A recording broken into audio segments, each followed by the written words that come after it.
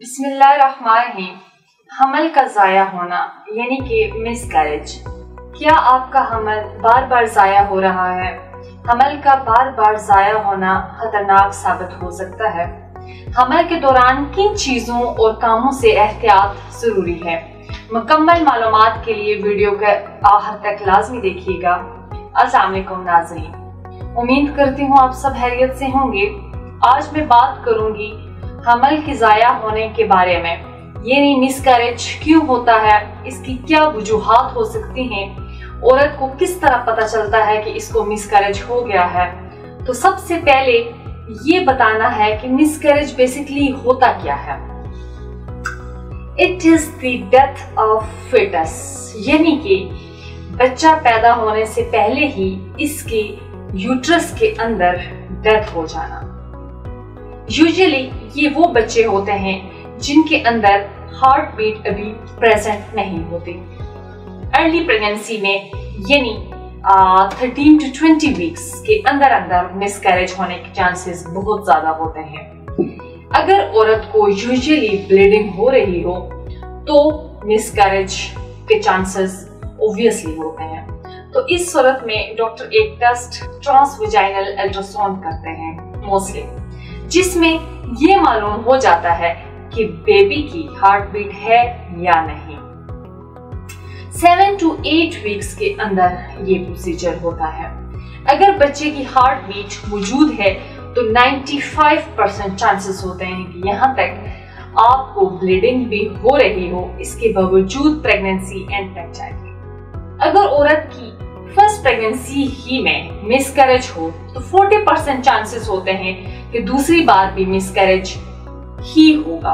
अगर दूसरी बार हमल ज़ाया हो तो 25% चांसेस हैं कि ये भी मिसकैरेज में एंड ही होगी। मिसकैरेज के चांसेस उम्र के साथ साथ बढ़ जाते हैं। अगर औरत की उम्र 30 साल से कम है तो मिसकैरेज के चांसेस मोस्टली कम होते हैं। अगर औरत की उम्र 40 साल से ज्यादा है तो मिसकैरेज के 45% तक चांसेस होते हैं कि मिसकैरेज हो सकता है। अगर इसके हम काजेस के बारे में बात करें, यानी कि वजूहात का जिक्र करें जिनसे हमल के ज़ाया होने का खतरा ज्यादा होता है, वो खवातीन जिनको ओबेसिटी हो यानी कि मोटापा हो। इसके अलावा वो औरतें जिनकी प्रीवियस प्रेगनेंसी में मिसकैरेज की कोई हिस्ट्री रही हो, और वो औरतें जो स्मोकिंग करती हों यानी कि अल्कोहलिक हों, इनमें भी मिसकैरेज के चांसेस ज्यादा होते हैं। जिनकी डाइट अच्छी ना हो, बहुत ज्यादा कॉफी चाय वगैरह का इस्तेमाल भी मिसकैरेज का बाइस बन सकता है। इसकी एक और वजह है हार्मोनल इम्बैलेंसमेंट, यानी कि प्रोजेस्टेरोन लेवल का बहुत ज्यादा कम होना। और प्रोजेस्टेरोन जो हार्मोन है ये प्रेगनेंसी में बहुत ज्यादा इम्पोर्टेंट रोल प्ले करता है। इसके अलावा मिसकैरेज एबनॉर्मल प्लेसेंटा की वजह से भी हो सकता है।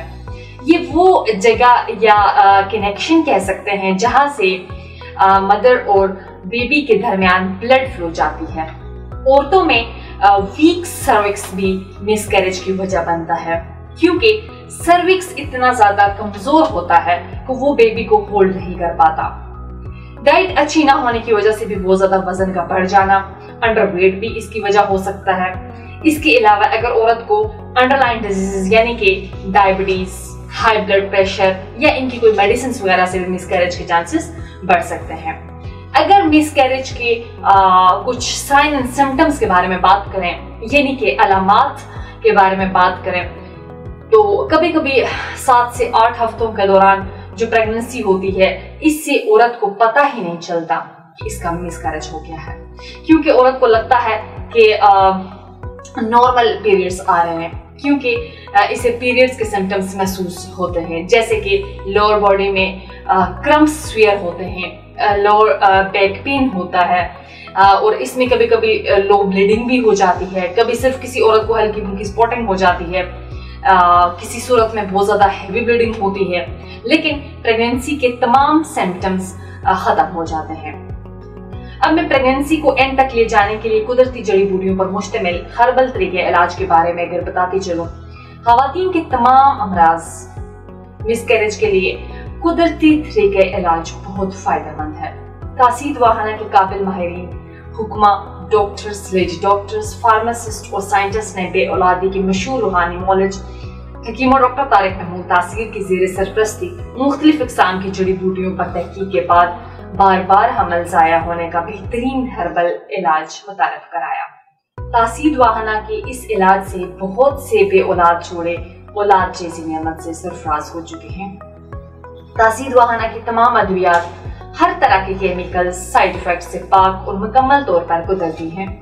ये इलाज प्रेगनेंसी में हायल तमाम रुकावटों को दूर करता है, हार्मोन्स को बैलेंस रखता है, प्रोजेस्टेरॉन के लेवल को नॉर्मल करता है।